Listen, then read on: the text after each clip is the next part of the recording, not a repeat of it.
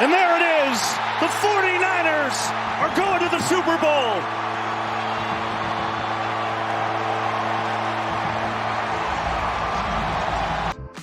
Hello everybody, my name is Gavin Vitz, and today I'm going to be looking into the Detroit Lions offseason as well as a little bit into their outlook for the 2024-25 season. First things first, we need to discuss that heartbreaking defeat in San Fran. The Lions were up 24-7 at halftime thanks to the likes of guys like Jameson Williams and Jahmyr Gibbs making electric plays on the field. However, this would all be for naught, as the San Francisco 49ers managed to pull off a miraculous comeback, winning the game 34-31 and advancing to the Super Bowl against the Kansas City Chiefs. This was a heartbreaker for Detroit. This raised many discussions about who was to blame. Many said it was Josh Reynolds, who would drop some crucial fourth down passes, or Dan Campbell for not deciding to kick the easy field goals and take the points. No one saw this season as a failure, however, considering the Lions are one of the youngest rosters in the NFL, and this was their first season with a division title win since 1993, going 12-5, as well as their first playoff win in 32 years, and they'd follow that up with a second playoff win as well, both at home against the Los Angeles Rams and Tampa Bay Buccaneers respectively.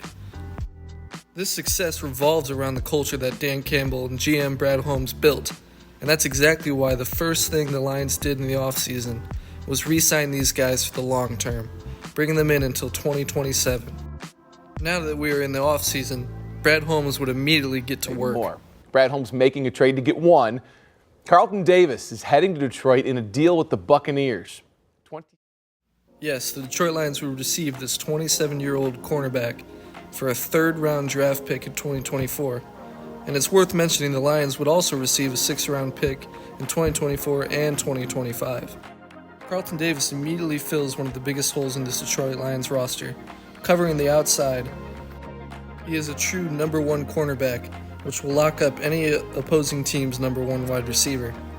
Another major benefit to Davis is his Super Bowl pedigree. He won one with Tom Brady and the Buccaneers in 2021. He knows what it takes, and he's excited to be in Detroit. He says anyone who comes to his side will be on an island, and he's ready for the match. Holmes signed another cornerback in free agency from the Las Vegas Raiders named Amik Robertson. He'll be a great depth piece. Another guy they got is Marcus Davenport, an edge rusher from the Minnesota Vikings. These guys are great additions, yet not as significant as the signing of DJ Reader, an explosive run stopper from Cincinnati up the middle. When healthy, Reader will draw a double team on every single play, opening up one-on-one coverage for guys on the outside such as Aiden Hutchinson or Marcus Davenport, as I just mentioned. He's helped guys from the Cincinnati Bengals such as Trey Hendrickson get career high in sacks by drawing these double teams. The Lions got him for 2 years, $27.25 million. He's a great locker room presence, and the man just wants to win. At 29 years old, this guy is a savvy veteran, and this money is a great deal. He doesn't have jaw-dropping numbers on paper, but his value comes from what he does for others. There had been speculations all offseason up to this point and what direction the Lions would go with their first-round pick in the 2024 draft. With signing all these guys, they have the ability to get best player available, which is Brad Holmes' motto for the draft. And it just so happened that it was being held in Detroit. You know you're still going to get booed, right? I'm not afraid. I'm afraid for you. I'm not afraid to take a stand, Everybody, come take mine. So what's the plan? 2 words. Rap battle. Whatever weather, cold or warm, let me know that you're not alone. Holla if you feel like you've been down the same road. The NFL Draft would gain a new attendance record of more than 775,000 fans flooding in the streets of downtown Detroit for this 3-day event. This culture and grit that Dan Campbell has brought to the table has been inherited by not only the players in the locker room, but the fans and everyone watching. It displays how much football means to this city. After years and years of rebuilding, they finally have a roster that can compete and contend for years to come. Getting into the logistics of the draft, Detroit fans would not be disappointed, as Brad Holmes put together another great draft.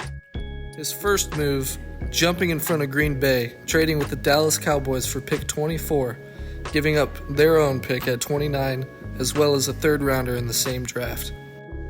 They would use this pick to select Terrion Arnold, the cornerback from Alabama.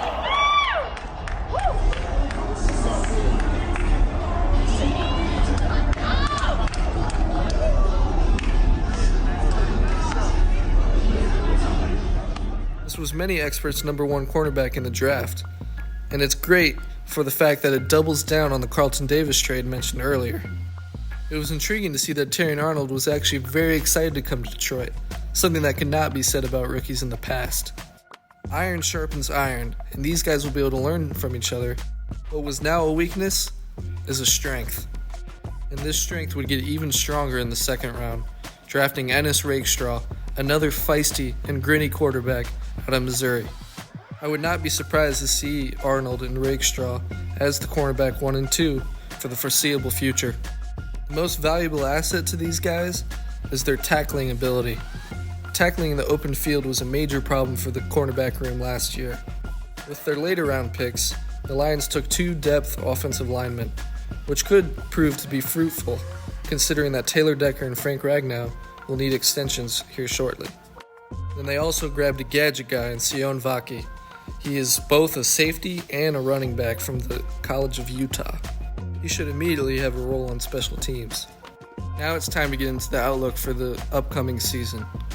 These guys are favored to win the division again, with Vegas having their line at 10.5 wins. The Lions division, the NFC North, is also much stronger. The Bears have made some great moves in that offense, acquiring Caleb Williams and Keenan Allen, along with Rome Odunze.